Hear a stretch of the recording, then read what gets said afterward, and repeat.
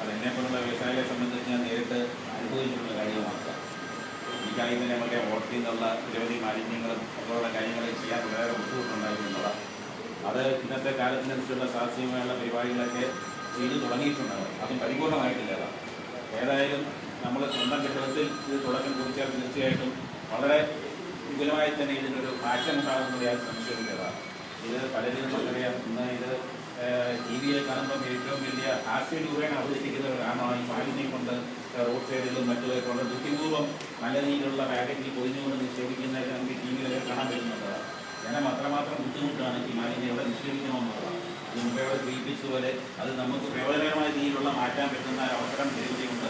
പ്രതിമാന ഡോക്ടറെ പോലുള്ളവരൊക്കെ ഇതിനോട് സാമൂഹികമായി പ്രതിബദ്ധതാണ്. ഇത് നമ്മൾ നമ്മുടെ മാത്രം ചെയ്യുന്നില്ല, ഇത് സാമൂഹികമായി ചെയ്യുന്ന ഒരു പ്രതിബദ്ധതയും കൂടിയാണ്. തീർച്ചയായിട്ടും ഇതൊരു തുടക്കമാണ്. ഇത് ബോധവൽക്കരിക്കണം. തീർച്ചയായിട്ടും അതാണ് ഏറ്റവും വലിയ മനുഷ്യനെ ഇത് ബോധവൽക്കരിക്കണം. ഇതിൻ്റെ പ്രയോജനത്തെക്കുറിച്ചും ഇതിൻ്റെ ആവശ്യത്തെക്കുറിച്ചും അറിയിക്കണം. ഇത് നമുക്കറിയാം, നിരവധി രോഗങ്ങളും നിരവധി പ്രശ്നങ്ങളും ഒക്കെ നേരിടുന്നുണ്ട്. അതൊക്കെ ഒരു ഭാഗം ഇതിൻ്റെ ഭാഗമാണ്.